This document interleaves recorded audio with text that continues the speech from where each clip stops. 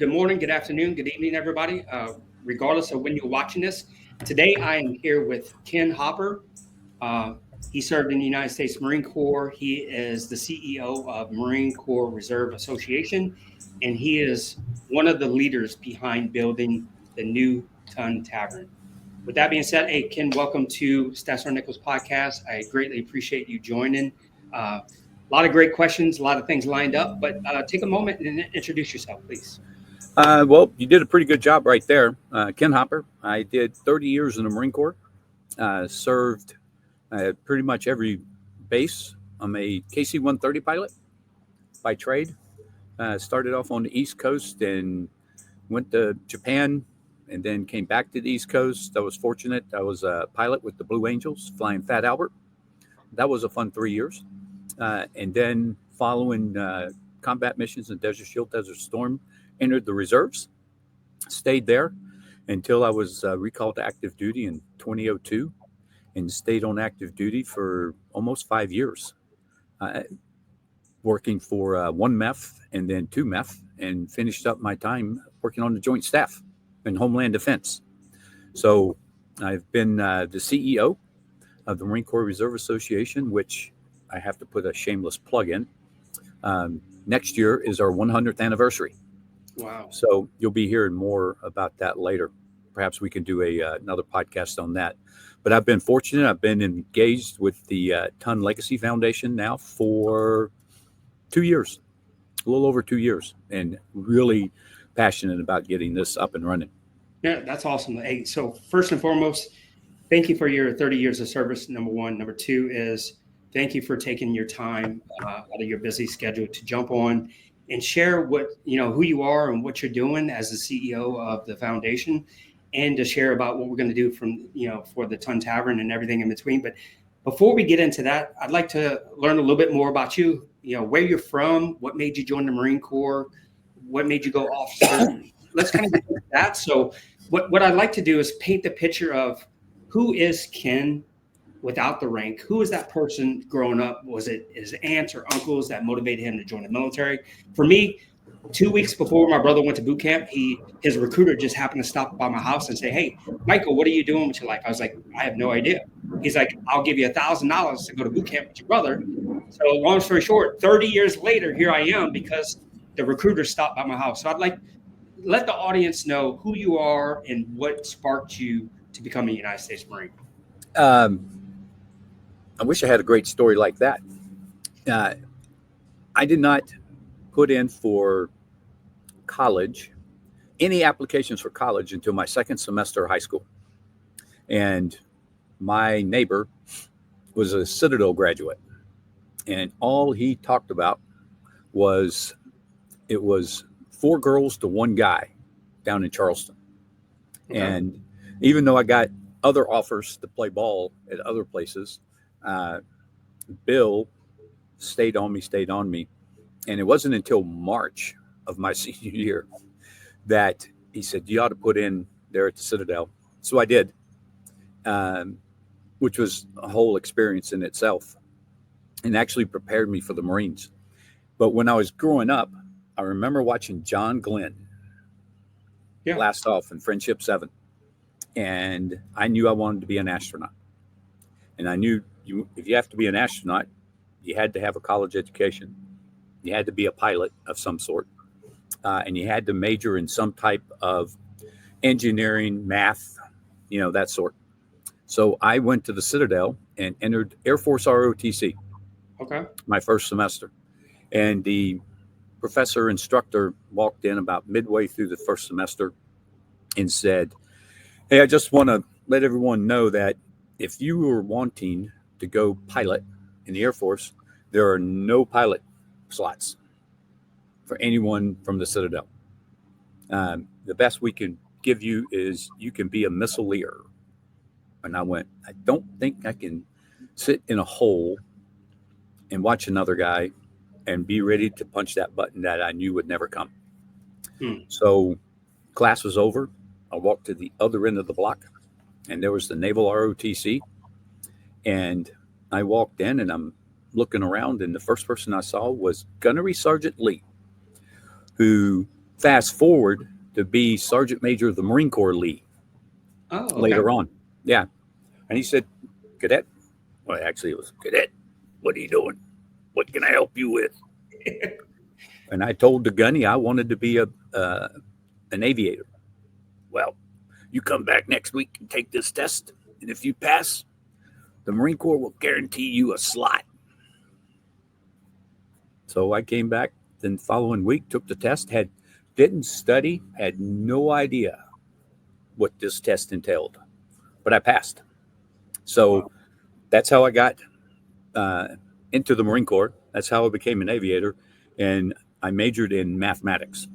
So I knew that I had all the three requisites. Now I just had to get through my flight training to become a pilot. Then I knew after that, you had to be a test pilot.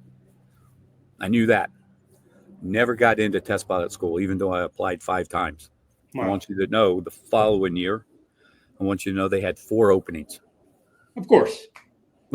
But that year, I got selected to fly with the Blue Angels. So, and the rest is history. So it sounds like you were extremely good at what you did. Yeah. So tell us what year did you go to boot camp? I went to OCS. Let's see. It was between junior and senior year, so it'd have been 78. Okay. Summer of 78. I was 2 years old. I know. I know. It's a cycle of life, right? Like, so I'm 49 years old now, and I've been around the Marine Corps for 30 years, and it's one of the best decisions I've ever made in my life. Like, there's going to be a lot of young men and women out there that are watching this because a lot of people follow what I do, and I help the past, our veterans, the present, those in the military, help them get out of the military into something. And then there's 200,000 servicemen and women getting out of the military every year, and about 200,000 joining the military every year. And I just try to find a pathway to help servicemen and women. If you had to go back and tell your young self anything after all this experience in life, what would you tell them about joining the military? Oh, definitely do it. I tell people do it all the time, even around here, because I live just outside Nashville, Tennessee right now. And I tell people, my neighbors, 2 houses down when we first moved here, started talking to him. He was a pretty good baseball player. And lo and behold, he was good enough to play Division I, and he's currently attending Air Force Academy. Wow. Yeah. So that's you can only imagine. He's a pretty good baseball player. So I tell people, if you don't know what you're going to do, what's it going to hurt to go into the military for 4 years? Yeah. So I didn't see this when I was younger, right? I'm 49. So as I get a little bit older, I see things from a different perspective. The way I talk about it to young men and women nowadays, look, where else in the world can you get a paid internship where you're going to get in shape, you're going to learn how to lead, you're going to go to school, you're going to go to NCO school, staff academy, DI school, recruiter school. You get a chance to become an intern, a paid internship to serve the United States of America in the military, regardless of what branch of service. I'm not here not any branches of service. But why would you not? Like, when you go to college, you get done with your 4-year degree, you still have to go get an internship to work your way into your career. Why not? If you're not going to go straight to college, why not join the military for 4 years, 8 years, 12 years, like I did? Learn how to lead, learn how to get in shape, learn how to lead your life. And then when you get out, you're supposed to get out and spend the next 30, 40, 50 years just kicking ass and taking names, right? And then here's what I realized. A lot of people do spend 4 years, 8 years, 30 years in the Marine Corps and spend the next 40 or 50 talking about who they used to be. The military is supposed to, chew you up, spit you out a better version of yourself before you join. And so 30 years in the Marine Corps, after you retired, how long have you been retired? And tell us what your journey has been. Oh, wow. Well, it's funny you bring some of those points up, because during my last tour at the Pentagon, on 3 separate occasions at the Pentagon, two occasions here in Tennessee, I would walk the halls, and one was a gunnery sergeant, one was a major, uh, one was a lieutenant colonel. Uh, Two houses over is a retired Marine Master Sergeant. Um, Two of his buddies, uh, and they all essentially said the same thing. They walk up, they look at me, and they go, "Ken Hopper," or I will introduce myself, and they will look at me and go, "You don't remember me," and I won't even try to play stump the chump with you, but when you were with the Blue Angels, you came and talked to me at my high school, and because of your talk of service and thinking the bigger picture, if not me, then who? Uh, they all of them stuck out their hands. I'm getting goosebumps thinking about this, and said, "Thank you very much for pointing me in the right direction." And all five of them have said, "I would not be the person I am today if I had not heard your talk, because I had no direction at all." Yeah, that is So amazing. that's extremely fulfilling. Yeah. Extremely. You So know, of course, I was a Marine Corps drill instructor for 3 years, and how did people get to know who I am? Well, when my first senior drill instructor cycle, a movie director got embedded with my platoon, filmed a Marine Corps boot camp documentary that's been around the world on film festivals. Long story short, started sharing that with the world, and fast forward, here we are. But when I left the drill field, I went from being the man, so to speak, senior drill instructor. I got orders to Mar 4 Pack as the protocol chief for the Mar 4 Pack commander, so a 3-star general. So I went from the drill field straight to working for a 3-star general. And there was a retired, well, he's retired now. He wasn't retired then. Lieutenant General Blackman. Did you know who he was? Yeah. Yep. Yeah. I know Blackman. So the first time I met him was at Mar 4 Pack in Hawaii. He was coming from Okinawa, coming to see our Mar 4 Pack commander. And, as the protocol chief, my job was to meet the dignitary at the red carpet, take him up, escort him up. Well, like here I am, I'm 49 years old, and most people would never know that I'm 49 years old. He got out of his car, said, we got in the elevator. He said, "Staff Sergeant, how old are you?" I was like, I think I was 30 at the time, right? 30, sir. He's like, "Man, you look like a kid." And so and I've always had this issue my entire life. So I spent the next 2 years dealing with Lieutenant General Blackman. So as we're part of the Mar 4 Pack, we would deploy to Korea. So I deployed to Korea 4 times. My job was to move dignitaries from all over the world into and out of Korea as the protocol chief for Mar 4 Pack.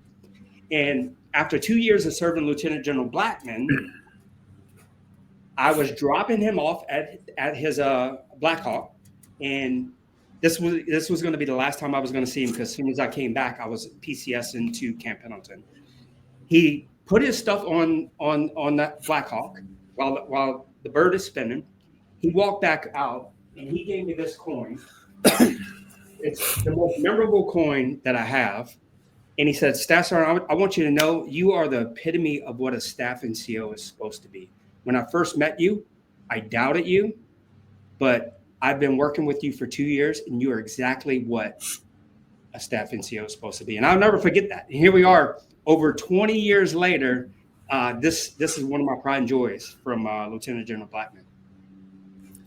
When I'll tell you one story from the Blue Angels. It was my first year when I flew with VMGR 252 at Cherry Point, KC 130s. And I got this special trip, like my third or fourth year there. Ended up taking these VIPs around Europe and such. And we landed in England, just outside London. Well, it was Lakenheath. And we took a day trip to London and went into a bookstore. Okay, was rummaging around, and lo and behold, I want you to know, I found the original Life magazine of John Glenn when he was one of the original 7 astronauts. Oh. Of course, I bought it. Didn't think anything of it. It was a pride. I was just proud I had the magazine. So now you fast forward, and I got selected for the Blue Angels. Our first year, we were in Cleveland, Ohio, and we were at the uh, induction ceremony for the Aviation Hall of Fame, the U.S. Aviation Hall of Fame. John Glenn was one of the inductees, and I looked at myself and I went, John Glenn, and there's his wife, and he's standing by himself. Why is John Glenn standing by himself? So I walked right up to him, stuck my hand out, introduced myself, and he goes, Skipper. And we sat there for 45 minutes, the three of us, chit-chatting, just talk. I ended up sharing the story on the magazine, and he said, here's my home address and my phone number. Send that to me and I'll autograph it for you. Wow. And lo and behold, I have it in my office right now. To Captain Ken Hopper, and it's one of my pride and joys that I have. I'll never forget it. Never. That's amazing. Thanks for sharing that. Now, before we shift and start getting into the Ton Tavern, so talk about when you retired from the military and what did you do in between retiring from the military and to where you're at now as the CEO of Marine Corps Reserve Association. Well, it's this. It's not who you know, but it is who you know. Yeah.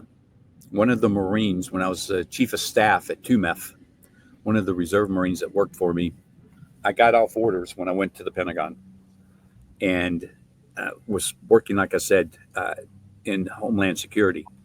And I get a phone call. So I'm now a drilling reservist. I had been an airline pilot before I got recalled to active duty, flying night cargo.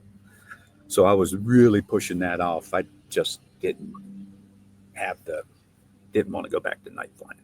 Right. Didn't want to do it. So I was dragging my heels on going back. And lo and behold, I get a phone call from a guy that used to work for me.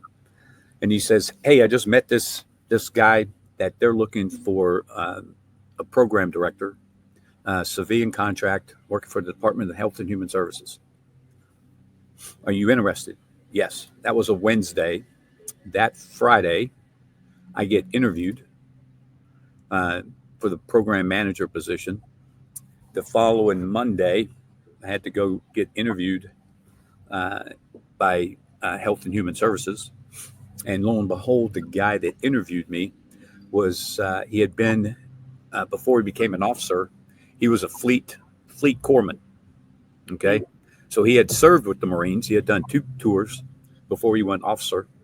And him and I hit it off within 10 minutes. Within 10 minutes, we hit it off. So long story made short, I ended up becoming, running the operations center for the Department of Health and Human Services as a civilian contractor.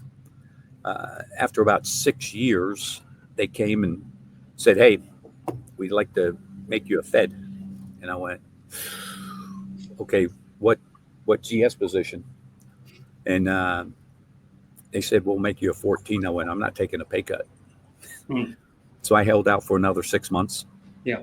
And lo and behold, they came back about 6 months later, gave me a GS 15, and I stayed there until I stayed there until 2021. Wow. When I retired and moved here. At about that same time up there, I ended up working, became part of the Marine Corps Reserve Association. How did you get tied in with the Marine Corps Reserve Association? Well, I knew about it for Yeah. years because they'd been around for so long. I knew all about it, but it was when I was approached, and that's a funny story, to take over as the treasurer, because the current treasurer was started early signs of dementia. Okay. So I took over and I served as the treasurer for 1 year. And we were holding our meeting in Stafford, Virginia. So as I walk in the door to the conference room where everybody was, as soon as I walk in, I hear I'd like the motion that Ken Hopper be named the new CEO and president of the Marine Corps Reserve Association. There was a second. All in favor, say aye. Aye. And Bob Donahue, rest his soul, turned over and said, Mr. President, here's your gavel. Wow. And that's how I became the president of the Marine Corps Reserve Association. So you were serving for a year as the treasurer, and they saw the leadership capabilities and what you brought to the table without you. So you got voluntold. You got voluntold to stand the watch. Exactly. And but there's nothing better than having other people, like here's the part about life that a lot of people don't realize. When you're good, you talk about yourself. When you're great, other people talk about you for you. So it sounds like to me you were doing a great job, and your peers saw that you were the next person to take on the leadership role of CEO of the Marine Corps Reserve Association. So that brings us up to today's conversation, how we got connected. For those that are just joining, we are here with Ken Hopper, and we're going to be talking about the rebuild of the Ton Tavern. Yes, you heard me right. The Ton Tavern's being rebuilt, and Ken is on the forefront of the leadership role of building.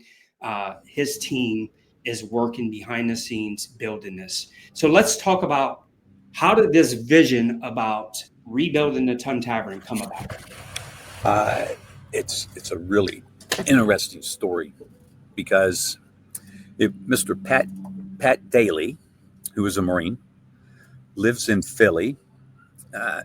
He did 4 years, primarily in Okinawa, and he actually married a Japanese lady, and they've had 2 children since. One who's actually serving in the Air Force overseas right now. She's an officer in Intel. Pat was at Cookies, and anyone from the Northeast that's listening to this or watching it, Cookies was a big bar, and Cookies was famous for closing down the block for the Marine Corps birthday. Rain or shine, didn't matter what the weather was. He said there had to have been 3,500 to 4,000 Marines there. Wow. And he said, I'm looking around going, damn, there's 3,000 people here. I wonder how many people would show up if Ton Tavern was built. So Pat started doing his research, and that is where he discovered, he did 7 years of research. Wow. On Ton Tavern. The man is extremely knowledgeable about that whole time period, and how it got built in 1686. A lot of people, one of the ideas or beliefs, I'll go ahead and kill for everyone listening now. Ton Tavern was not destroyed by a fire. Ton Tavern was actually torn down because it was a piece of crap. It just got so old and dilapidated. But as he was doing his research, he found out that, hey, it was the first Masonic temple in North America, and that Benjamin Franklin was the Grand Master. So as he discovered that, he went to the Freemasons there in Pennsylvania and said, here's my idea. I'd like you to be a part of it. They jumped on board. He did the same, then the next one he discovered was that John Adams actually wrote the articles that created the United States Navy on the second floor in Ton Tavern. Wow. Then he found the other 3 organizations, and we call them the Saints. St. Andrews, that they were St. George and the Friendly Sons and Daughters of St. Patrick. They found that these saints would utilize Ton Tavern because it was one of the few that actually had a pier that went out into the water that the ships coming from Europe could dock at. And they utilized it to welcome people, the immigrants coming over. So as he found out this, he approached all these organizations and said, hey, here's my idea. And that's why this effort is going to work is because the 6 organizations are like this in the efforts of rebuilding Ton Tavern. So you got 6 organizations teamed up, working together to build it. So it was November of 23 that we created a board of directors, passed bylaws, established our website, and begin our fundraising.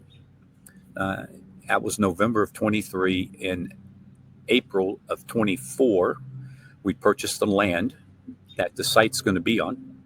It is approximately, you've been to the historical marker. I have not. Okay. For those that have been at the historical marker there in Philly, we couldn't pick the actual site because it's under Interstate 95. And so we found the closest we could find is about 200 meters at 10 o'clock. It's a parking lot right now. So it took a year and a half, but we purchased the land there. Since then, we have been full-blown fundraising and development efforts. Ballinger Architects is the firm that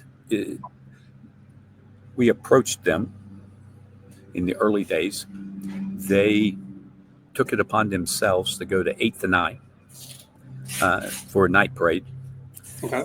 They drank the Kool-Aid, and Ballinger, who does projects in downtown Philly, they do projects in Qatar, they're that type of firm. Right. Ballinger said, nope, this is ours. We're going to build this. Wow. And they were on board. We have passed all the architectural designs. The city's approved the design of it. Just last month, the Philadelphia Historical Society blessed off on the design.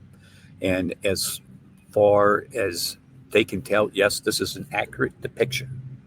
Now, earlier in our conversation, I said I'm gonna bust everybody's bubble on one thing. So when you say Ton Tavern, what's the first thing that comes to your mind, Michael? What picture comes to your head? A bar. No, I mean, correct, a bar, but I mean physical. What picture do you see in your head, in your mind's eye? Like old school bricks and pillars. Like, I'm originally from Louisiana, so like I picture kind of that historical look. But when you were in the Marine Corps, you remember seeing the pencil drawing that everybody says, "Oh, this is Ton Tavern." Yeah, right here. That's the bubble I want to burst. Okay. That picture was actually drawn 100 years after Ton Tavern was torn down. Wow. No one knows actually what Ton Tavern looked like. No one does. We have descriptions from newspaper articles, but an actual picture of what Ton Tavern looks like, we don't have. So we took the time, Ballinger, those taverns that are still up from that time period, we took those designs and then took everything we could find that was written and came up with a design that's been approved. Wow. That is amazing. So it's like almost like you're putting a piece of the puzzle of history that, to be honest, could be lost if these 6 organizations don't come together and try to take a piece of understanding that they know and aggregate that information into one clear and concise picture.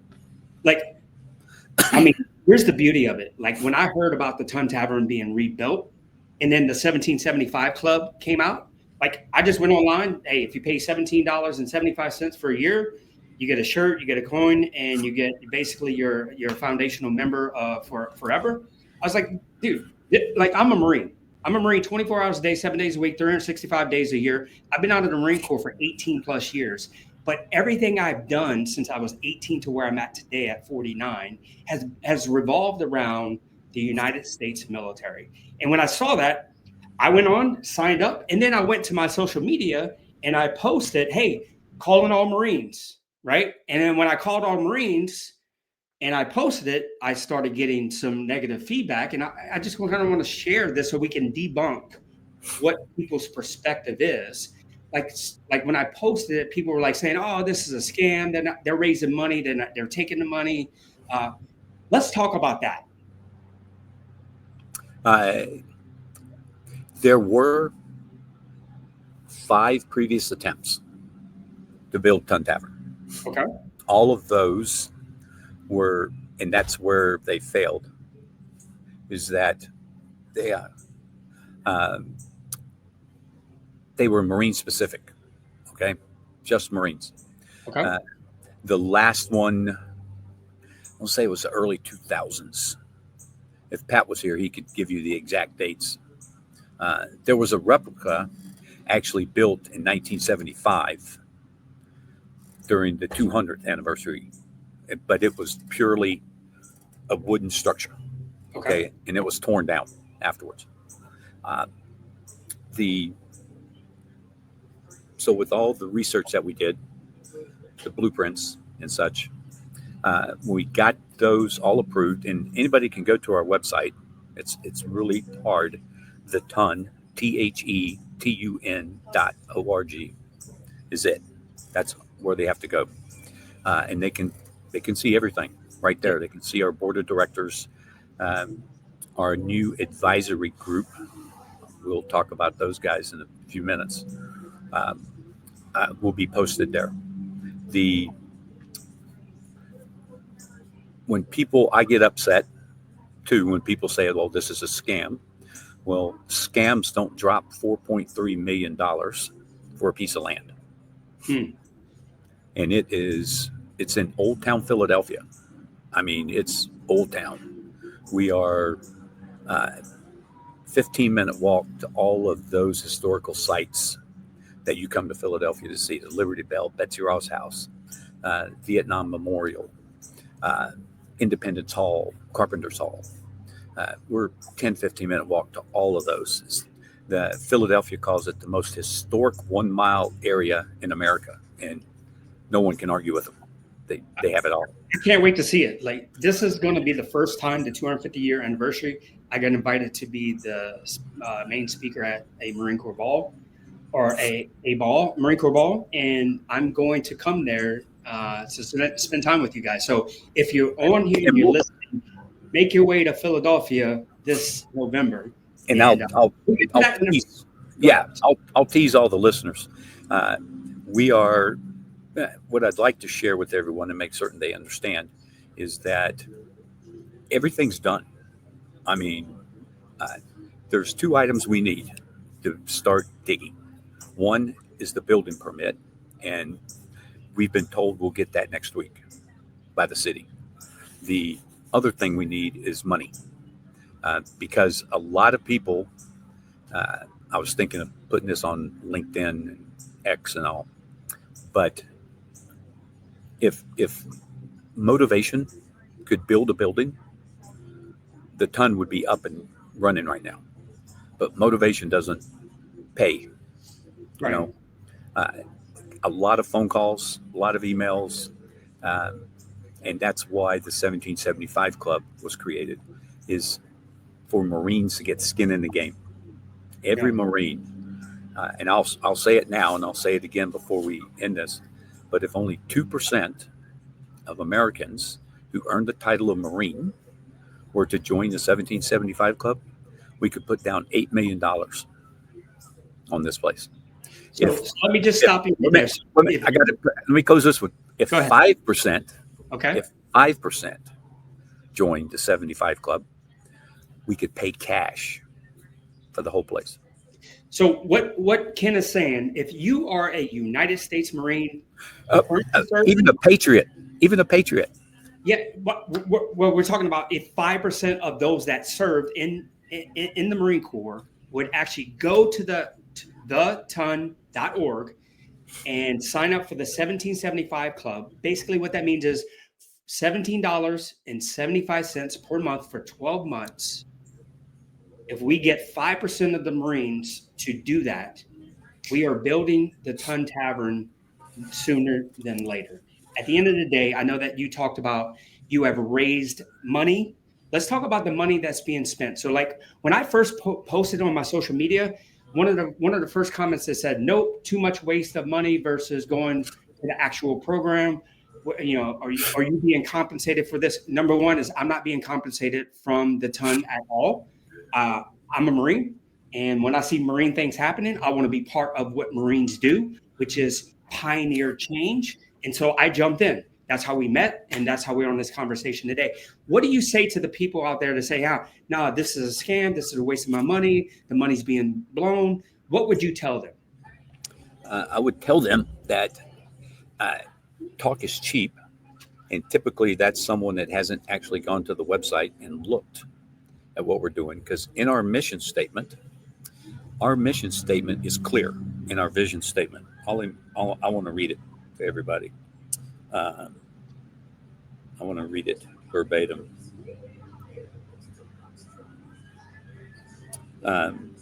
We're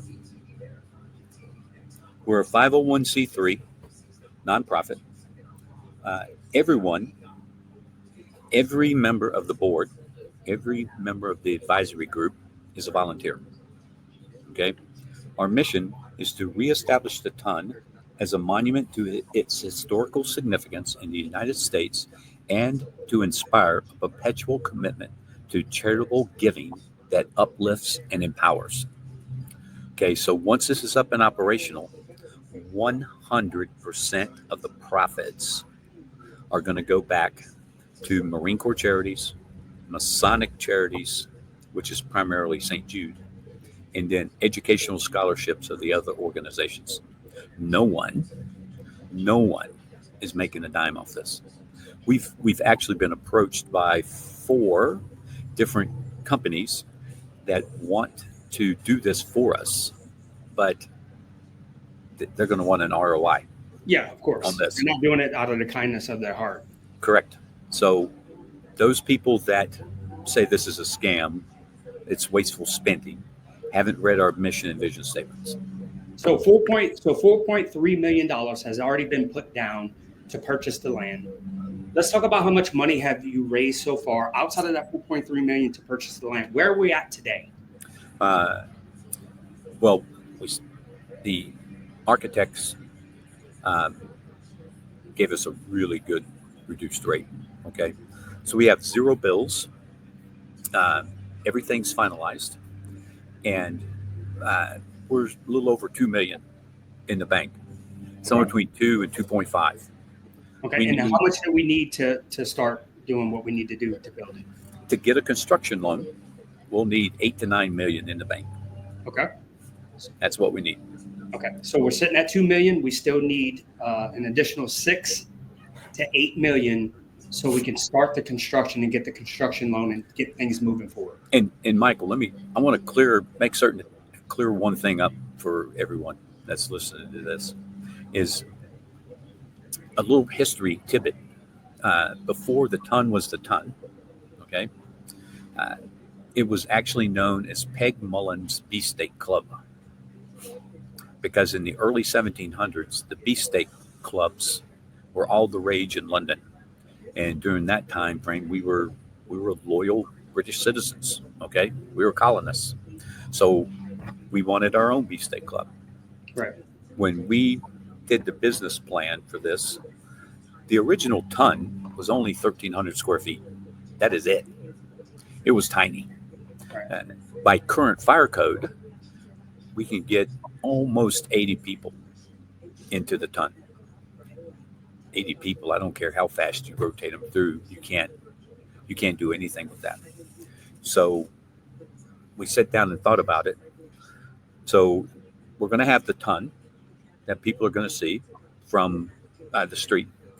Right behind it is going to be a museum, but then that's sort of a reception area, a waiting room, because then we're putting in a 3-floor, 2 floors inside, 1 floor on the roof. Outdoor seating is the restaurant. Peg Mullen's Beefsteak Club is the restaurant. Okay. And that'll be a little over 300 people. How many square feet is the new building, everything that's built? First floor, second floor, how many square feet of land do we have? And when I say we, I'm contributing. So I got sweat and I'm a Marine. So Exactly. Oh Lord, I've never. I don't. Um, Let me see if it even have it. Yeah, while you're looking that up, so if you're just joining, I'm talking with Ken Hopper. He is the CEO of the Marine Corps Reserve Association that is rebuilding the Ton Tavern in Pennsylvania. So there's a couple ways that you can learn about the Ton being rebuilt. You can go to thetun.org and you can learn about where the Marine Corps was, the birthplace of the Marine Corps, and we are working to rebuild that. So there's an opportunity for you to go to thetun.org and join the 1775 Club, regardless if you're a service member or just a patriot. $17.75 per month for 12 months. You'll get a shirt, you'll get a coin, and you'll get a certificate because you are part of the legacy of rebuilding the Ton. So Before we're done, I just asked the question, so I'll get an answer back in a little bit. But so it is. It's the whole picture, because the whole project is a little over $21 million. Okay. And being in Philly, it is, you have to be union labor, has to help, has to do the construction. And we already have, we have the contractor, and he had to turn people away. The subs that he was going to, the electricians, the plumbers, the carpenters, the brickmakers, he had to turn those people away. There were so many people competing for this job. Wow. It was phenomenal. So, and see, that's another, if one of the listeners wants to contribute, they cannot come to Philadelphia. Obviously, if you don't live there, you're not part of that union, so you can't get that job. But if a plumbing company in California has the means that I want to help, I want to put the plumbing in, they come up. We can easily put them in touch with our architect, and there's a set price point for what the plumbing is going to cost. There's a set price point for the electrical work. Right. They could donate the money for the work, and it's their name that will go on the big brass plaque inside the museum. This building was built by.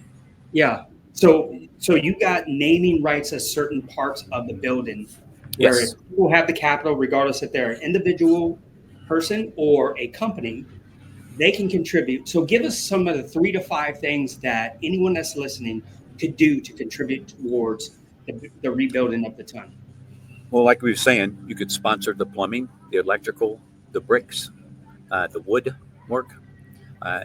We have sold, we've been blessed, the Ben Franklin room.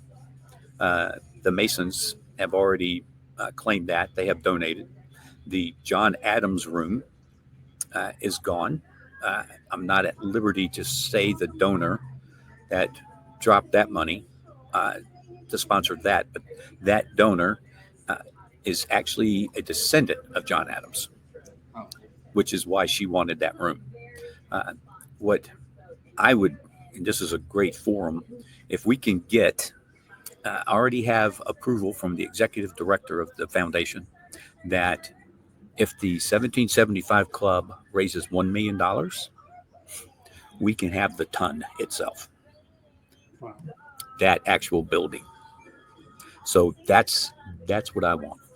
I would love for this 75 Club to kick off, and we get at least $1 million, and we can have that. The other naming rights is the kitchen. We have Ton Alley, which that's another inexpensive way to support this project. As you're looking at the front of the building to the left is going to be Ton Alley, because on the right of the Ton is Brick Horse Alley, which is from the 1600s. It's the original street, or Black Horse Alley.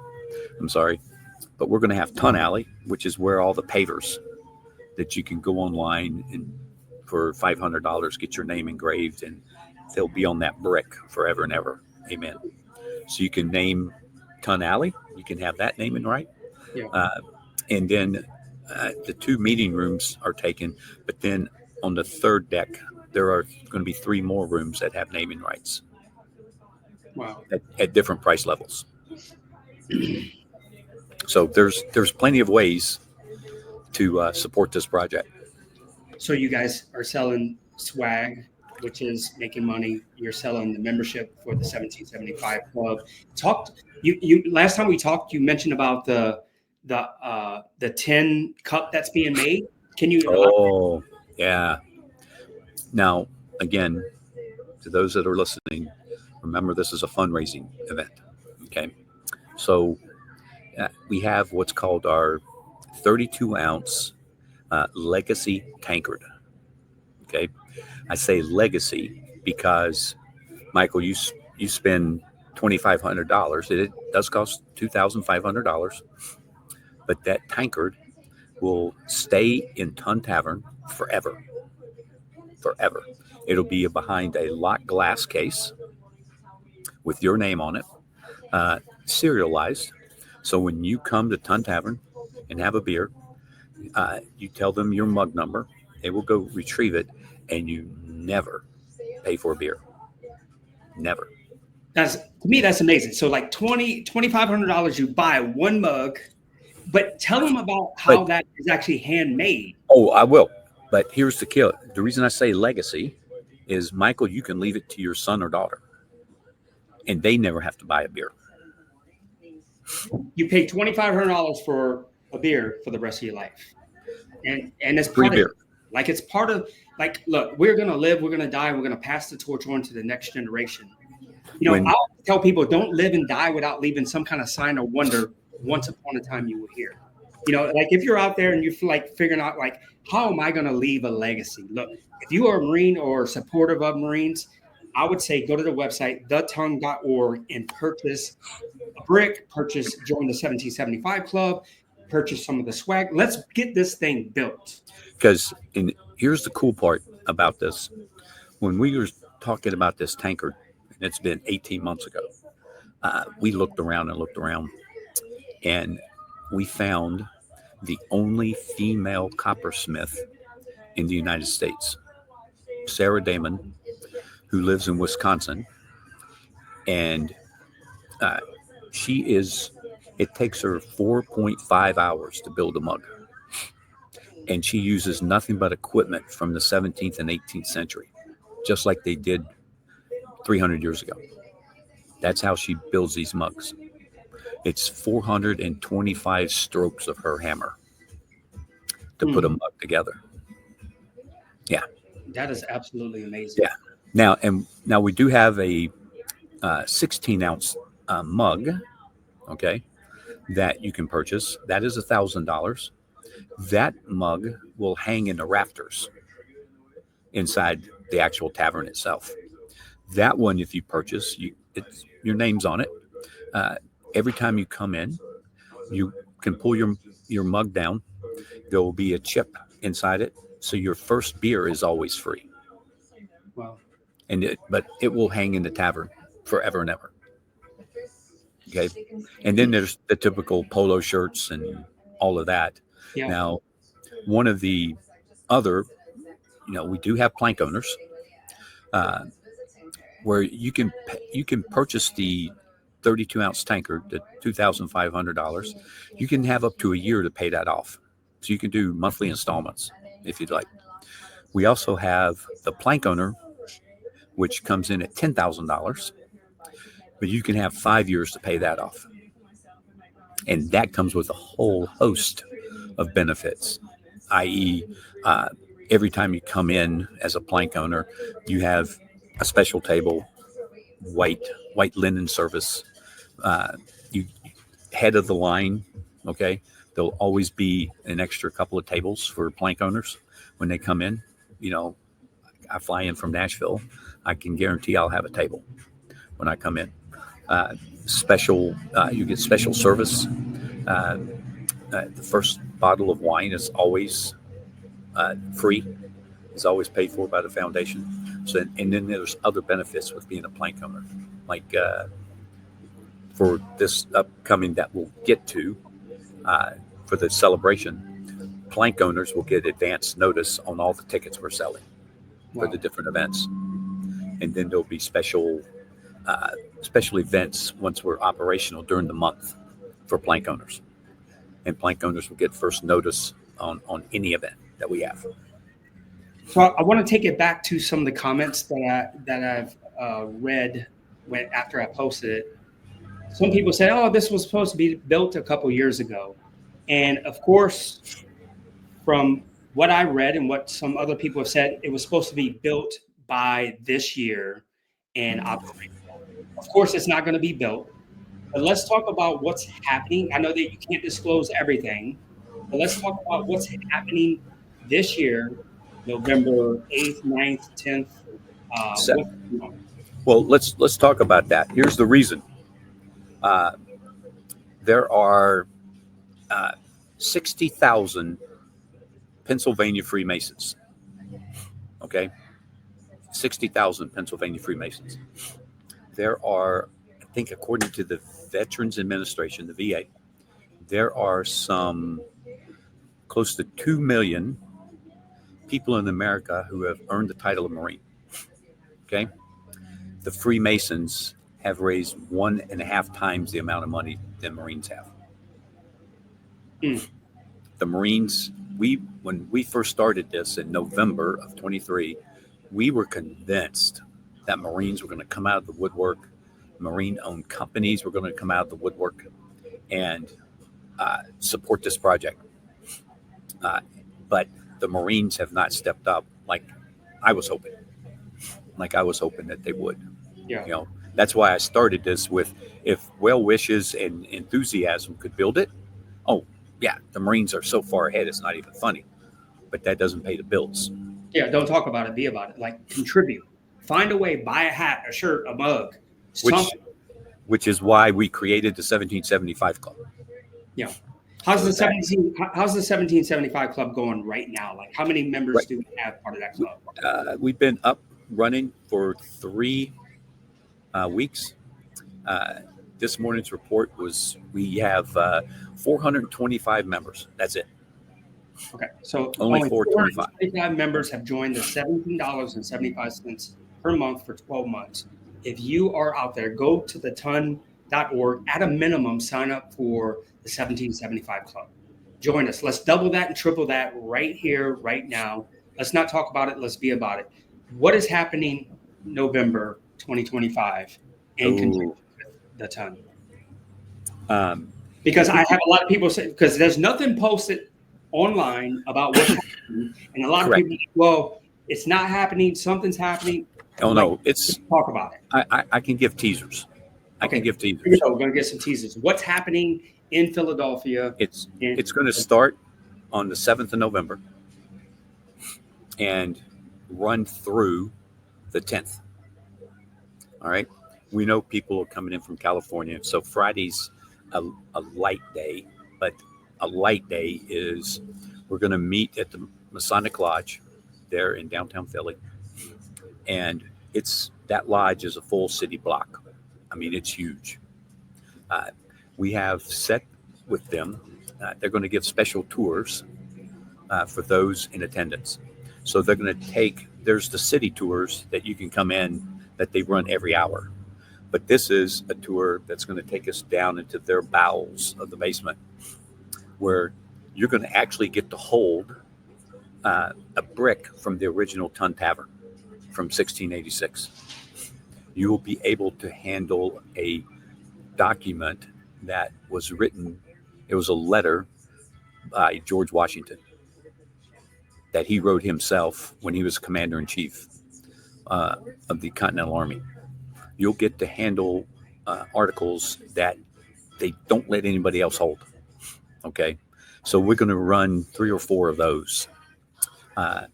Then Saturday, we're going to hold what we call a lunch and learn, where each president of the 6 organizations that we've mentioned earlier will be on stage, and they're going to talk about their organization's tie into Ton Tavern. Okay, and we're going to, it'll be a ticket price.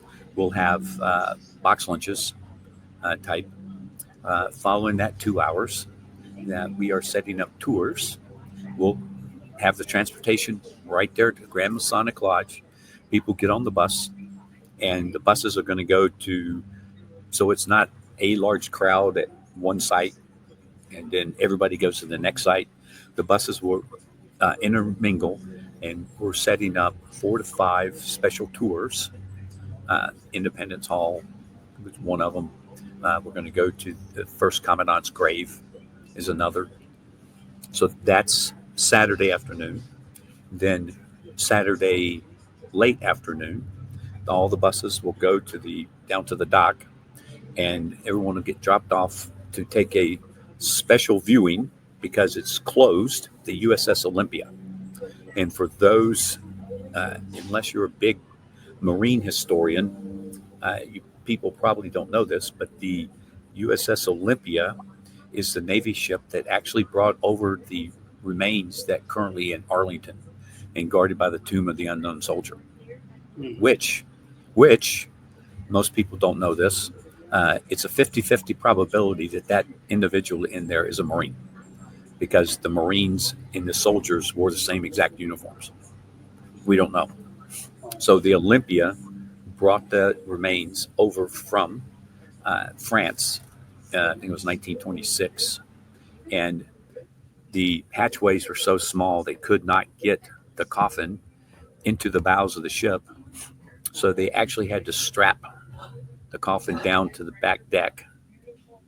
And it was guarded, a Marine guarded that coffin the entire route across the Atlantic. Then once that tour is over with, we're going to go to the Seaport Museum and have a dinner. We're going to have a dinner there. Mr. Pat Daly is going to be speaking and talking about why the Tun, why the Tun, why Philadelphia to have the build of the Navy, the U.S. Navy. Why was it a shipyard? So it's going to tie everything back in together on why, and that's the basis for the rest of the weekend. Sunday, Philly has their Veterans Day parade, and we have a meeting this coming week. The parade team actually reached out to us, the foundation, and asked if we would participate in the Philadelphia Veterans Day parade. So there'll be more on that later. Once that's over with, there's going to be that afternoon, and I want to make certain everybody understands there's going to be limited seating at all of these events. There's not, for the Saturday night event, it's only like 300 seats. That's it, and there ain't no more. We're going to have a dinner cruise Sunday night, which is only like 425 seats, where we've already confirmed that Major General Jim Livingston, Medal of Honor recipient, is going to be the guest speaker. Wow. And that's going to be a Marine Corps ball type event. It'll be all the pomp and ceremony that comes along with that. The cake cutting, the commandant's message, the reading of General Lejeune's letter. And we actually have a member of the foundation that recites General Lejeune's letter from memory. He knows it that well. Then I have to talk about this. If I didn't talk about this, I'd be shot. We're going to do the first ever. Philadelphia will be the site of the Marine Corps birthday celebration. And how we are doing that is at the Museum of the American Revolution are going to open their doors at 2300. At 0000.1, we're going to be raising a toast and celebrating the Corps' birthday at 1 second past midnight.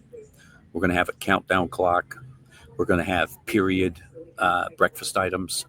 There'll be a special coin. We're going to actually have nightcaps. We're going to have warm milk. There'll be food from that period. So Philadelphia will be the site of the first Marine Corps celebration, 250. Wow. Then that night, there's events. There's another trip to the Commandant's grave. There's some events going on at the Independence Mall. And we, the foundation, are going to throw another block party on the site. And we already have entertainment lined up that's going to be there. And for those that were in attendance last year, they know what a good time it was. So we're going to have a lot of those same people in attendance. But then at late afternoon, we stopped that around 1600. We're going to stop the block party. And now we're moving to the Black Tie Affair. So now we're holding that at the Bellevue Hotel. And that's the site. The significance of the Bellevue is that's the site where General Lejeune held the very first Marine Corps ball in 1925. So it's not only the 100th anniversary of the Marine Corps ball, it's the 250th anniversary of the Marine Corps, and that's where we're going to celebrate it. But because of the limited seating, we are going to hold an adjacent ball just 8-10 blocks down. That the ticket prices will be a lot less, okay? A lot less. But everything that goes on at the main ball there at the Bellevue is going to be piped in to the other side. So you don't have to have another guest speaker. You don't have to have all that other stuff. So it's one ball at two locations. So that's what's going to occur on Monday. Let's talk about dignitaries. What about dignitaries that you are aware that is coming or potentially coming? I can't let too much out of the bag because I want to, this is May. I can tell you that General Livingston will be there. Okay. I can tell you that Secretary Barney Barnum, another Medal of Honor recipient, has confirmed his attendance. We do have a few other VIP types. I'll just drop this as a hint. The Commandant is holding his birthday ball on Sunday. We're holding ours on Monday. Okay. And I'll leave it at that. So the Commandant is going to be in that area. I cannot confirm nor deny, and okay. I just know the Commandant is holding his ball on Sunday, and we're holding ours on Monday. Okay. So it sounds like we're attending a couple balls that weekend. I'm attending the ball on Saturday. It sounds like I'm going to attend the ball on Sunday, and I'm going to attend the ball on Monday. So, hey. We are pumped about that weekend. And the thing I want to stress to people is that when the tickets get announced, we will have a number, so for the Saturday night dinner, there, only 125 tickets left. You buy one now, 124. I buy one, 123. So we're going to have ticket counters. Yeah. We want to have to scramble and get larger locations and larger venues because, all the tickets are gone. We really think that we are looking now, probably June 15th is when the website will go live for all the ticket sales.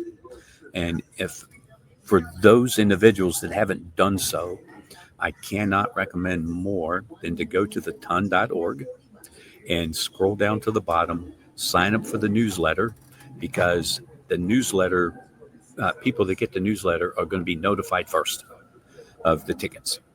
And then we're going to give those individuals, and actually another advantage of being a 1775 club member is the 75 club members are going to get nearly a week's advance notice of the ticket sales.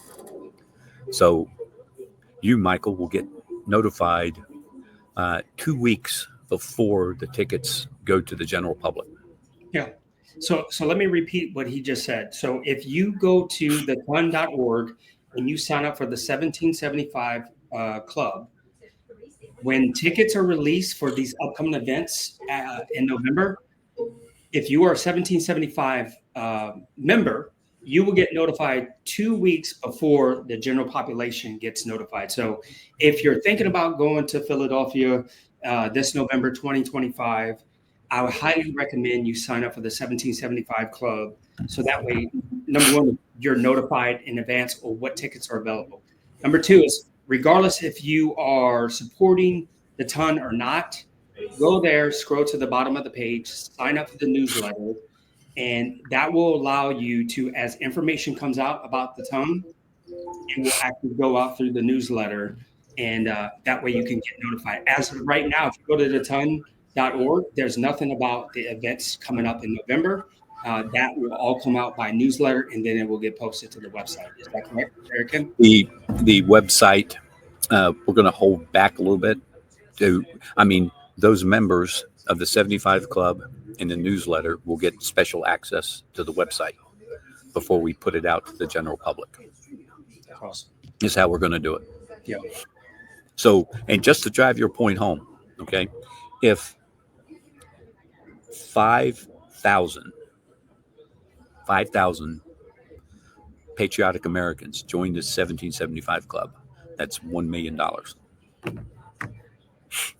There's no reason why we can't get this done sooner than later. Like Marines, calling all Marines. Listen, we are on with the CEO of the foundation that's rebuilding the Ton Tavern.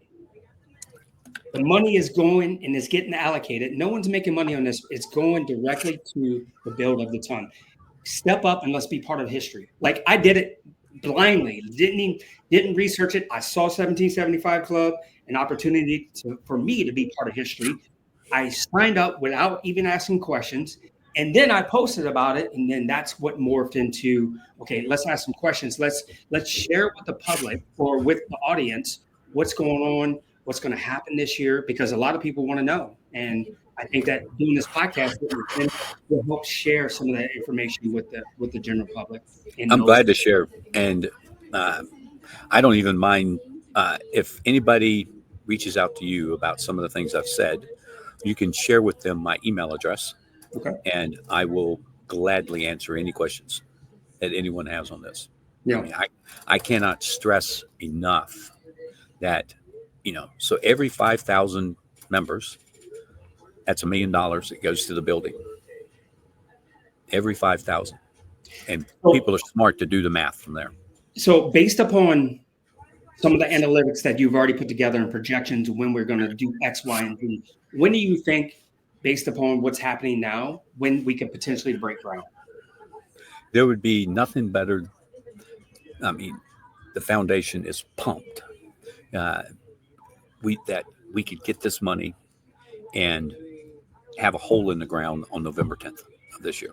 Look, to me, that's the goal. And Ken, if you're out there and you are a podcaster and you want to share what's happening with the Ton, reach out to Ken. Ken, go ahead and tell your email now. Yeah, it's simple. It's K, the initial K, Hopper, like my last name, at theton.org. Reach out to me. Reach out to him. And he'll jump on and do a podcast. Even if it's a 10-minute, 20-minute, an hour-long podcast, that gets the information. There would be nothing better for us to show up November 10th, 2025, and we're actually breaking ground and starting the construction. Yes, I can already tell you that it's going to take 18 months to build. 18 months from the time the first shovel goes in till we're opening the doors. And there's nothing we can do about it. So the sooner we get the money, the sooner we can break ground. I can't stress that enough. Yeah. And if you're out there and you got millions of dollars and you're looking for tax breaks for 2025, there's no better reason to donate your money to the nonprofit organization so you can get a tax credit and tax write-off.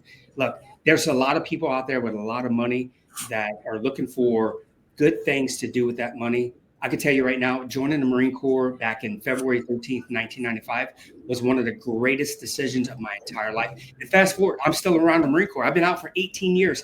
30 years later, here we are, me and Ken having a conversation. And he joined the Marine Corps back in 1978. I joined in 1995. 78 when I did OCS. You're right. So long story short, look, the past, the present, the future, we're going to do our part. Ken stepped up. I'm stepping up. There's a lot of people on this call that are going to step up. But we're building something so we can pass it on to the next generation. And that's the thing. That's the thing. Like you get a chance to put your name on a brick, and the brick is actually going to be put there at the ton, and it'll be Forever and ever. forever and ever. Like, because I'm assuming once it's built, there's nothing that's going to stand in the way for it not to be part of history for the. There's only going to be a little over 1,500 bricks. That is it. That is it. No more bricks will be laid. No more bricks. And I can't stress enough to everybody that once we are operational, all operating, at the end of the year, all profits are going to charities. You heard that. So 100% of all the profits that come through the ton will be utilized to operate the ton, and whatever's left gets donated to other nonprofit organizations to help our servicemen and women. And here's the final two things I'll share. Once it's operational, every month we're going to hold 1775 Club member appreciation nights. Okay. Then every day from 1700 to 1800, you show that coin, and you have to have the coin because each coin is serialized. Okay. You get 75-cent beer. So if you sign up for the 1775 Club for 1 year, you get a ton shirt. You get, after 3 months of payments, you get the ton coin. No, 3 months. You get the certificate. You get the certificate, and then when do you get the coin? When you pay your last payment. When you pay your last payment. So there's three things. Easy. 1775. Anybody can do it. Yep. Anybody can do it. It's to me it's a no-brainer on why we don't have thousands of people already signed up for the 1775 Club. It's simple. I just don't think people know about it. Like there's like, and that's the reason why I wanted to do this podcast, because I saw it. I saw that there was a gap between information that's out there and what's really happening, boots on the ground. That's why I jumped in. That's why I contacted Ken. I started inboxing him, say, hey, what's going on? Hey, I want to be part of this. I am part of Marine Corps history. Where are we going and how are we going to get there? And so I reached out to Ken, and here we are doing a podcast. He just gave you his email. If you are a podcaster or you want to bring Ken on, he's willing to go on there and talk about what the Ton Tavern is going to be, what it's going to look like, what events are coming up. Let's jump on this. Ken, we've been at it for 1 hour, 12 minutes. Have we? Any save rounds that you would like to share, good, bad, or indifferent, anything that you would like to share with the audience? The final point that I want to drive home with everyone, there are no millionaires on this. If we did, we'd already be digging right now. Everyone on there is a volunteer. Everyone on the board is committed. Everyone wants to see this happen, and we can't do it ourselves. We have to have the help of any patriotic American, and especially those that call themselves Marines. If they roger up, step up right now, we could break ground, in a couple of months. So I'm calling on all Marines, especially, and any patriotic American to step up. Go to thetun.org, and find a way to contribute, regardless if it's a shirt, a hat, the 1775 Club, a mug, a brick. Find a way to contribute. Let's be part of history. Yes. Ken, I thank you for your time. Thank you for taking some time out of your busy schedule to share what's going on behind the scenes. I think it was really important that we do this. And I think that we should, at a minimum, you should be on a podcast once a month. I think we should. We can talk about updates. And we'll just make a short podcast. Yeah, we'll do a 30-minute podcast, just update. This will be part one, and then we'll talk about part two, part three, and then we'll see where we're at. And we can really talk about the festivities in November on the next one. Give an update. I'm super excited. I can't wait to be there. I can't wait to celebrate it. Can't wait to meet you in person and just celebrate our history, the Marine Corps history, and our country as a whole. We fight for freedom. We stand in the gap between good and evil every day. And so to the men and women that are serving or have served, thank you for your service. To the men and women that will serve, look, step up, serve this country, carry the torch as long as you can. And when you're done serving, pass it on to the next generation. But just because you are a veteran don't mean you need to spend the next 30, 40, 50 years talking about who you used to be. You can contribute. You can find a way to put your name in the hat and be part of history. God bless. Semper Fi. Take care. Hoorah. Hoorah. Take care, sir. We'll see you. Thank you, sir.